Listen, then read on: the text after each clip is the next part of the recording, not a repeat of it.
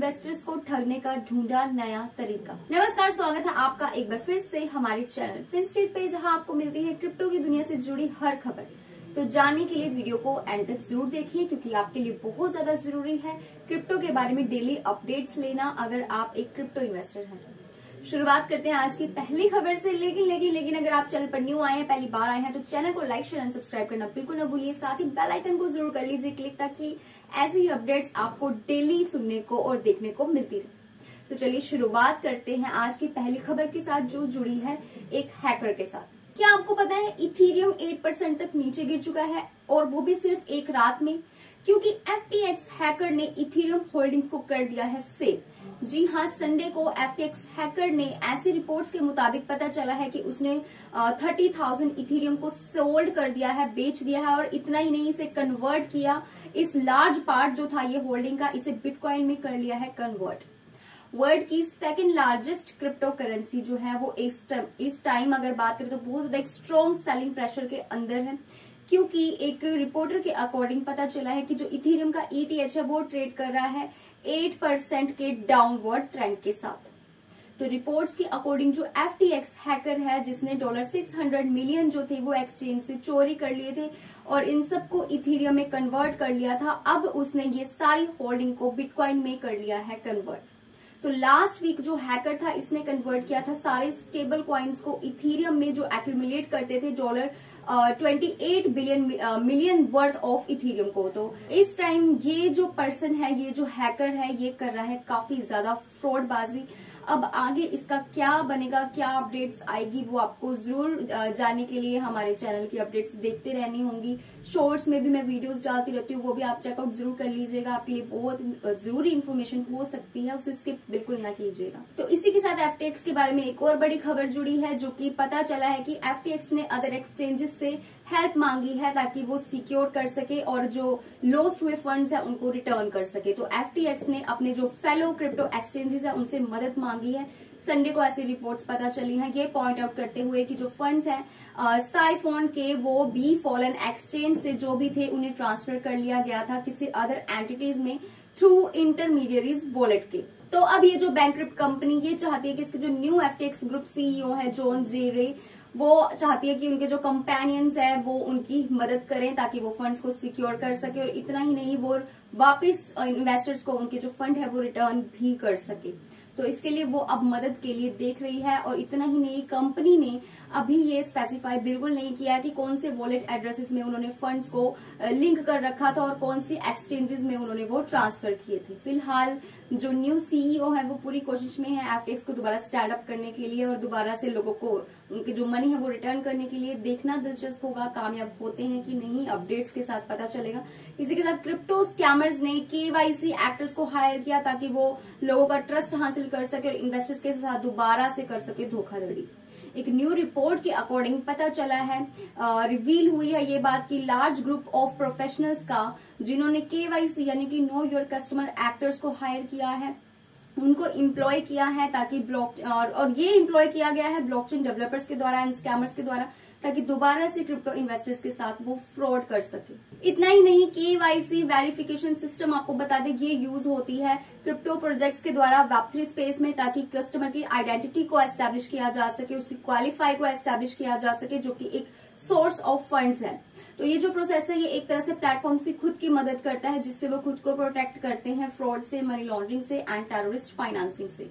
अब हाल फिलहाल में जो क्रिप्टो फ्रॉडस्टर्स हैं वो KYC एक्टर्स को हायर कर रहे हैं स्कैम करने के लिए, तो आपको बहुत ज्यादा अवेयर रहना होगा। तो जो एक्टर है उन्होंने हायर किया एक कंप्लीट KYC प्रोसेस को on the behalf of fraudulent project owners, जो गेन को अर्न करना चाहते हैं क्रिप्टो कम्युनिटी के ट्रस्ट के द्वारा, और इसको एग्जीक्यूट करके, जिसको इनसाइडर हैक कहा जा सकता है और स्कैमिंग कहा जा सकता है, जिसे रग पुल के नाम से हम पॉपुलरली जानते हैं। तो आपको बहुत ज्यादा सतर्क रहना है। इसकी इन्वेस्टिगेशन के दौरान जो सिक्योरिटी फर्म है उसने ये आइडेंटिफाई किया है कि जो KYC एक्टर है उसने वो एग्री कर गया था अपनी सारी इन्फॉर्मेशन को डिटेल में शेयर करने के लिए इस इंडस्ट्री के बारे में, और इस एक्टर ने क्लेम किया कि ऑलमोस्ट उसको इस बिजनेस में 3 इयर्स हो चुके हैं और वो लिंक प्रोवाइड करता है मार्केट प्लेसेस में जहां से उसे गिग्स मिलते हैं, जो भी उसकी कमीशन बनती है, पैसे बनते हैं, वो उसको मिलते हैं। तो मार्केट प्लेसेस जो मोस्टली वो होस्ट करता है वो है टेलीग्राम, डिस्कॉर्ड और कुछ low requirement phone apps and ads gig websites के ऊपर। इसके अलावा इस एग्रीमेंट के बेस पर जो दोनों पार्टीज हैं वो एक एस्क्रो सर्विस का यूज करती हैं इस पेमेंट के लिए। तो अब बात करें कि केवाईसी एक्टर्स जो हैं, ये जो एक्टर्स हैं ये कितना अर्न कर लेते हैं। अगर इसकी बात की जाए तो इंटरेस्टिंगली ये जो एक्टर्स हैं ये बहुत ही स्मॉल अमाउंट अर्न करते हैं हर रोल के लिए। डिपेंड करता है ऑन द गिग रिक्वायरमेंट्स के अकॉर्डिंग। कुछ को बहुत ज्यादा लो अमाउंट अर्न करने को मिलती है एज $8 और कुछ इंटरव्यूई जो है जिसने अभी डिस्क्लोज किया है ये सारी इन्फॉर्मेशन, उसने अर्न किया बिटवीन $20 to $30 पर डील के लिए। तो इस तरह से ये जो स्कैमर्स हैं इन्होंने एक अनदर ऑप्शन ढूंढ लिया है। केवाईसी के तहत वो अब जो इन्वेस्टर्स हैं उनके साथ फ्रॉड करेंगे। तो आपको बहुत बहुत ज्यादा केयरफुल रहना है। किसी भी फेक वेबसाइट्स के ऊपर आपको नहीं जाना, किसी के भी ऊपर आपको ट्रस्ट नहीं करना। आप खुद की इन्वेस्टिगेशन, मेरे कहे पे मत जाइए, कुछ भी हो जाए आप खुद की रिसर्च करिए, खुद की नॉलेज रखिए, उसके बाद ही आप कहीं भी इन्वेस्ट करिए। सो बढ़ते हैं अगली खबर की तरफ, जो कि बहुत बड़ी खबर है कि मार्केट क्रैश हो चुकी है। जी हाँ, और अगर बाइनांस और टेदर जो है ये कोलैप्स हो जाता है तो गेम ओवर हो जाएगी क्रिप्टो के लिए। ऐसा मैं नहीं कह रही हूँ, ऐसा कह रहे हैं डोज के फाउंडर। एक इवेंचुअल जो क्रैश देखने को मिला बाइनांस का और टेदर का, इसकी वजह से बहुत ज्यादा एक big mega Mondo market crash देखने को मिला है। तो डोज कॉइन के जो फाउंडर हैं शिबेतोशी नाकामोटो उर्फ बिली मार्कस, उनका ऐसा मानना है कि जो पोटेंशियल क्रैश है क्रिप्टो एक्सचेंज बाइनांस का और स्टेबल कॉइन इश्यूर टेदर का, वो बहुत ज्यादा डिस्टेबलाइज कर सकता है पूरी एंटायर इंडस्ट्री को। इसके साथ ही वो ये भी एडवाइस करता है लोगों को कि वो अपनी अप्रोप्रिएट रिसर्च करें, जैसा कि मैंने भी आपको कहा, एंड अंडरस्टैंडेबल रहें। डिजिटल एसेट्स के बारे में एक प्रॉपर नॉलेज रखिए, इस सेक्टर के बारे में नॉलेज रखिए इस फील्ड में एंटर करने से पहले। तो बाइनांस और टीदर का जो कोलैप्स हो सकता है एक बिग डेवास्टेटिंग हो, बहुत ज्यादा ऐसा हो सकता है, इसकी वजह से मार्केट क्रैश होने को दिखाई दे। तो को क्रिएटर जो है मीम कॉइन, डोज कॉइन, बिली मार्कस, जिनको शिबेतोशी नाकामोटो के नाम से भी जाना जाता है, उनको ऐसा लगता है कि या तो बाइनांस या तो टीदर नीचे जाएंगे, जैसे कि आज गए भी हैं, देखने को मिला है ये डाउनफॉल ट्रेंड में। और इसकी वजह से बहुत ज्यादा ऐसा हो सकता है कि जो क्रिप्टो मार्केट है उसकी गेम ओवर हो जाए। इसी के साथ अगर मैं आपको बताऊं मार्केट के प्राइसेस की अगर मैं बात करूं तो सीरियसली बिटकॉइन आज 4% से डाउन में है और वहीं इथेरियम भी 8% से डाउन में है।